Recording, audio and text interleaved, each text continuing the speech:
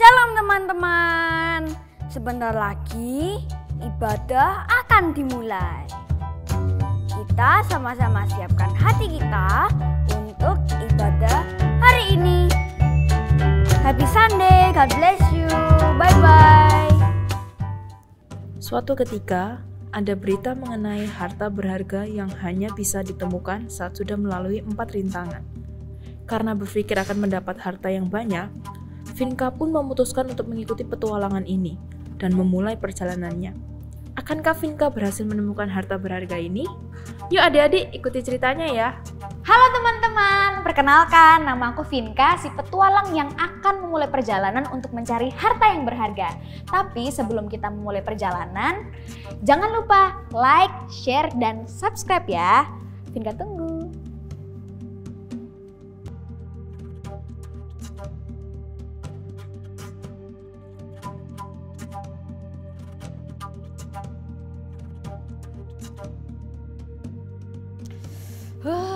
Akhirnya Vinka keluar dari hutan yang dingin itu.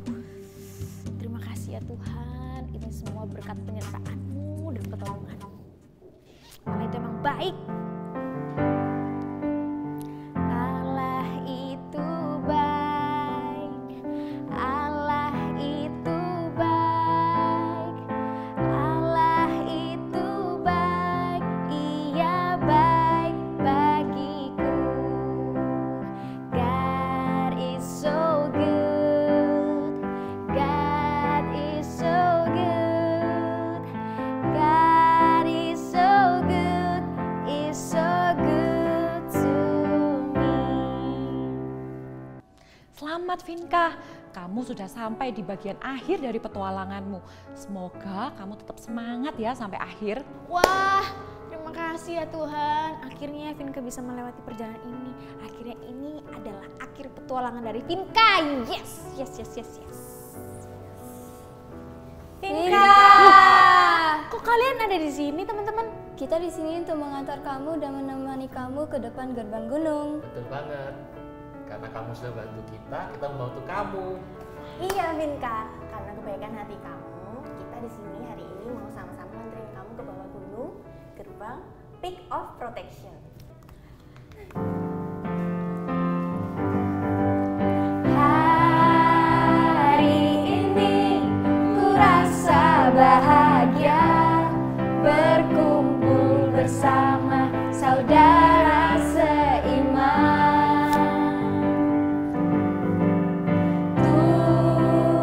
Tuhan Yesus telah satukan kita tanpa memandang di antara kita.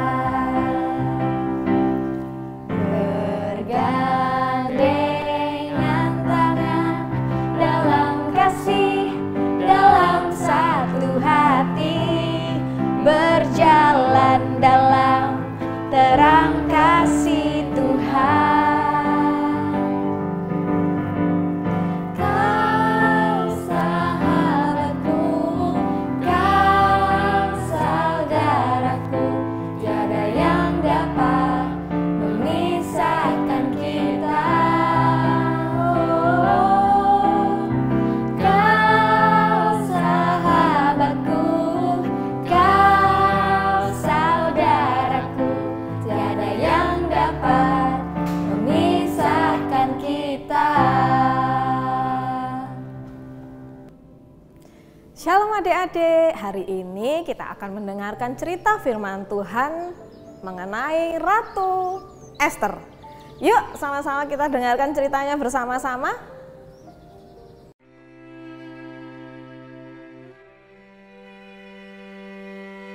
Kerajaan Persia adalah kerajaan yang penuh dengan kekayaan dan kuasa. Orang-orang Persia telah mengalahkan dunia.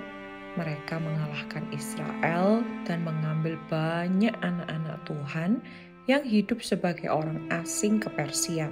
Jadi banyak orang Yahudi yang tinggal di sana. Raja Persia adalah seorang yang berkuasa yang bernama Ahasiweros. Untuk merayakan kuasanya, ia mengadakan pesta yang berlangsung selama 1 minggu. Orang-orang makan makanan yang terbaik minum anggur yang termahal, dan mereka bersenang-senang.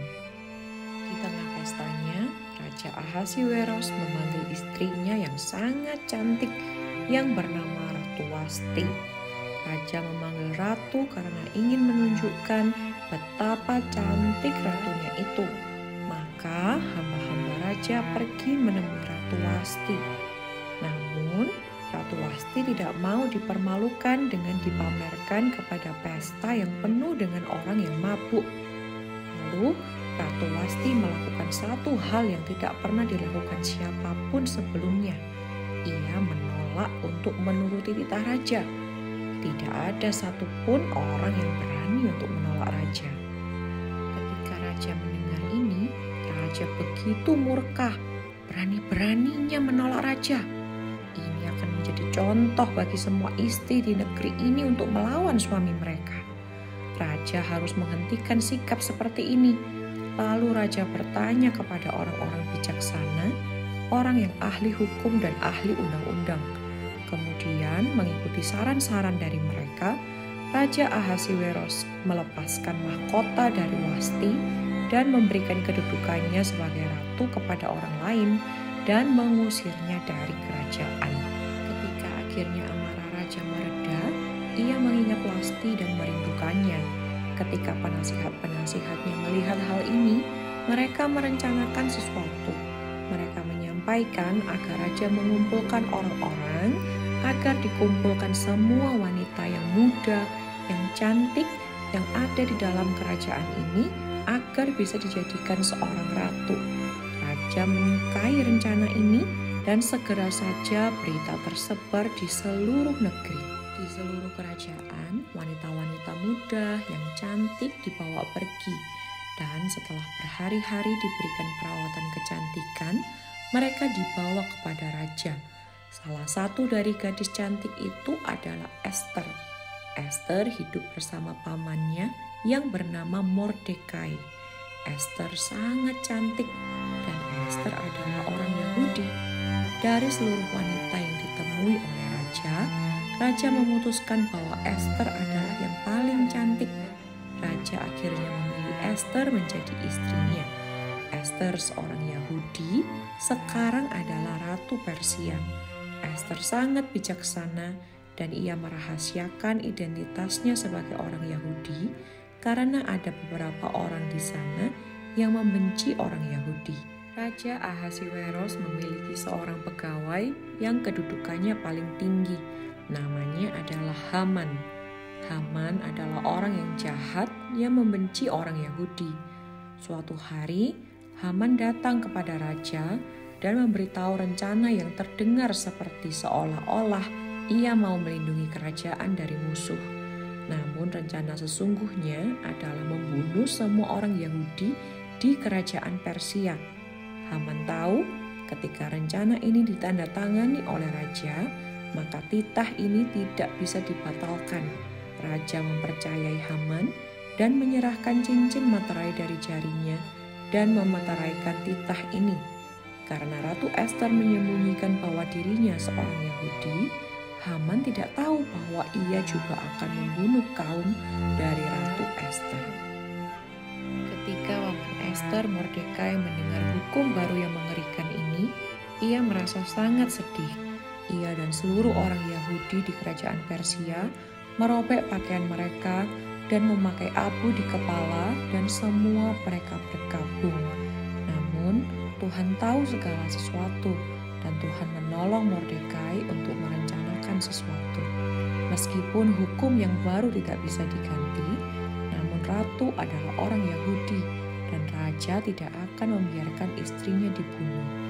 Mordekai kemudian menemui dan memohon kepada Esther agar Esther memberitahu raja bahwa ia adalah seorang Yahudi.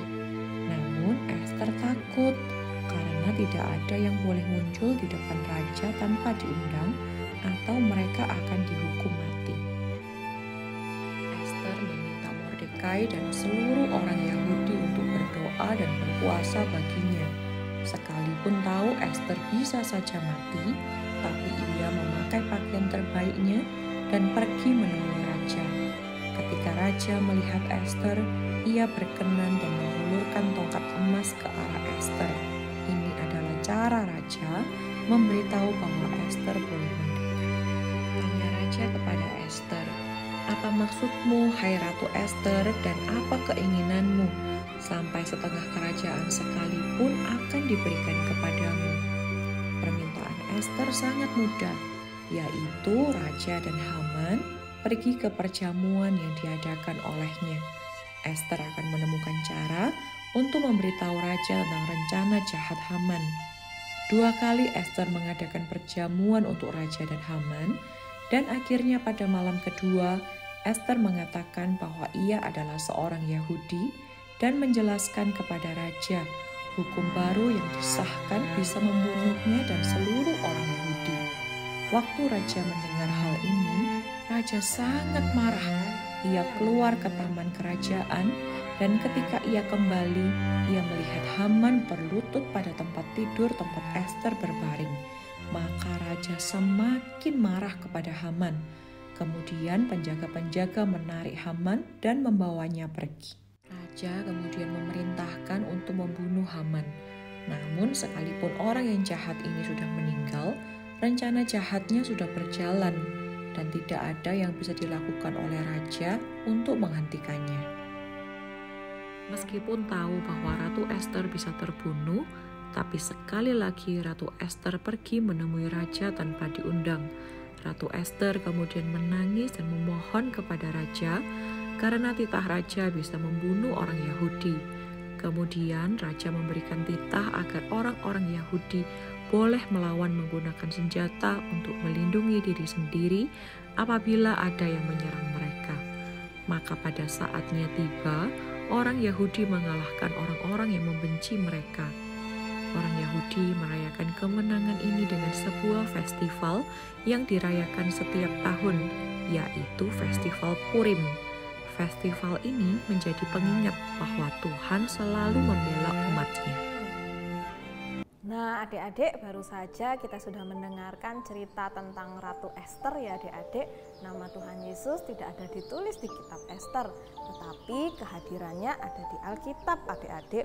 Kehadiran Tuhan Yesus itu ada di mana-mana adik-adik. Tuhan Yesus adalah alasan kenapa Ester sangat berhasil dalam rencananya adik-adik. Tuhan selalu menjaga, mengawasi setiap kehidupan kita adik-adik. Apa sih yang kita bisa pelajari dari kisah ini? Yang pertama ya adik-adik, memang kadang sulit bagi kita untuk melihat pekerjaan Tuhan dalam kehidupan ini. Tapi bukan berarti Tuhan Yesus tidak ada adik-adik. Yang kedua, Tuhan punya rencana bagi setiap kita anak-anaknya. Dan semua rencana Tuhan itu baik adik-adik. Tetapi kita harus percaya kepada Tuhan. Tuhan akan menolong kehidupan kita agar kehidupan kita berhasil adik-adik. Dan yang ketiga, Tuhan selalu ada bersama-sama dengan kita adik-adik. Jadi kita nggak perlu takut ya adik-adik, karena ada Tuhan Yesus yang selalu ada bersama dengan kita. Mari adik-adik, sebelum kita melakukan aktivitas, kita mau berdoa terlebih dahulu. Tuhan Yesus, kami mengucap syukur dan berterima kasih Tuhan. Kami percaya Engkau selalu ada dengan kami Tuhan. Dimanapun kami berada, penyertaan pelindungan-Mu nyata buat kami anak-anak-Mu Tuhan. Tuhan, sebentar lagi kami akan melakukan aktivitas, Tuhan yang beri hikmat, agar apa yang kami lakukan dalam kehidupan kami, Tuhan yang selalu buat berhasil dan beruntung. Adik-adik, sekarang terimalah berkat dari Allah Bapa, Allah Putra, Allah Roh Kudus, Tuhan yang akan menyertai kehidupan adik-adik mulai hari ini sampai selama-lamanya. Di dalam nama Tuhan Yesus, yang percaya sama-sama katakan amin. Wah, makasih ya teman-teman, kalian udah nganterin aku sampai di gerbang ini. Bye. Vinka pun sampai di puncak gunung perlindungan. Akhirnya aku sampai di tempat ini juga. Tapi kok nggak ada apa-apa ya? Nggak ada apa-apa di sini. Nah, kan dibilangin juga apa? Kamu dibohongin aja. Udah, nggak usah kamu cari-cari harta. Di sini nggak ada harta karun. Harta apa sih? Nggak ada harta yang berharga. Selamat Vinka, kamu sudah sampai di peak of protection. Harta yang kamu cari sebenarnya kamu sudah ketemu loh. Ya tapi Vinka nggak bawa apa-apa, nggak dapet apa-apa juga. Coba Vinka ingat-ingat kembali waktu Vinka mengalami kesulitan.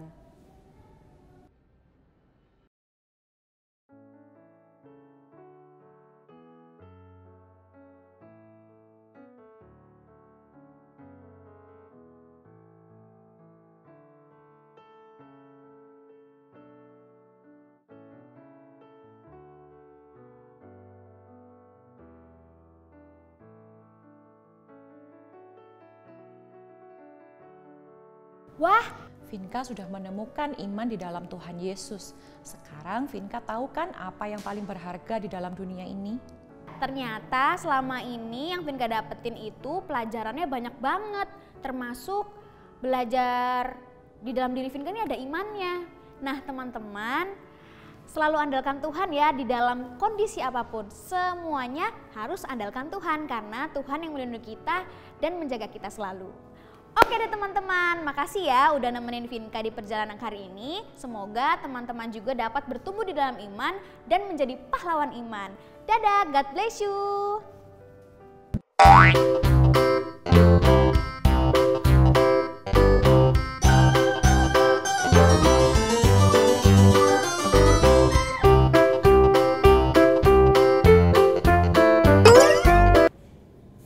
Shalom adik-adik, hari ini kita akan melakukan aktivitas bersama Kak Lauren.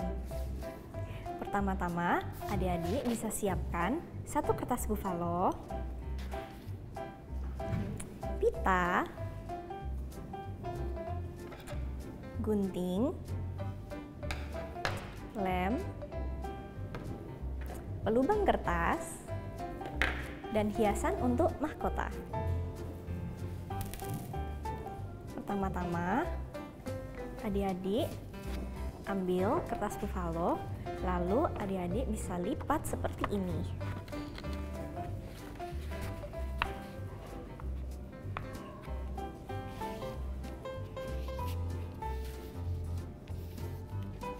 Setelah adik-adik lipat seperti ini, gunting tengahnya ya.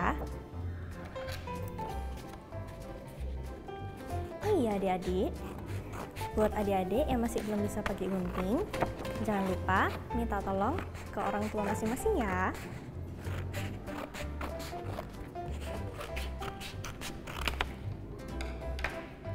Nah, kalau sudah jadi seperti ini, adik-adik lipat seperti ini.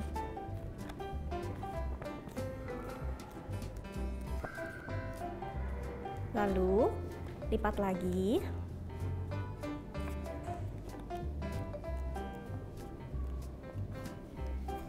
Lalu lipat lagi.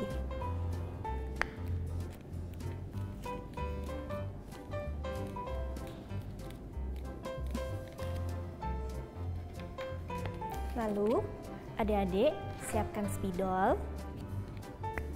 Lalu adik-adik bisa gunting, bisa gambar.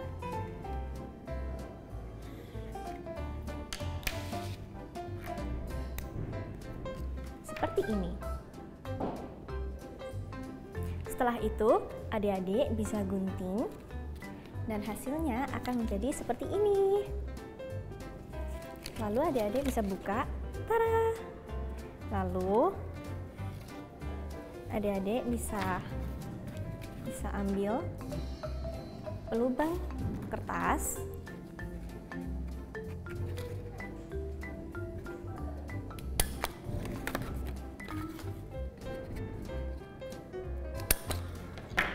Seperti ini ya adik-adik. Lalu adik-adik bisa hias sekreatif mungkin.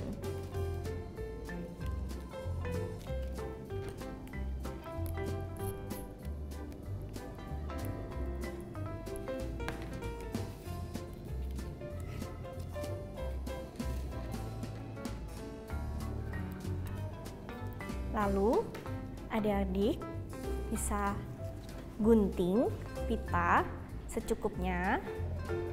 Lalu masukkan ke dalam lubang yang tadi sudah dilubangi ya adik-adik.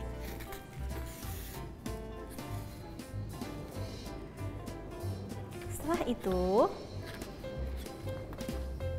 akan menjadi seperti ini. Tada! Nah, lalu adik-adik bisa pakai seperti ini.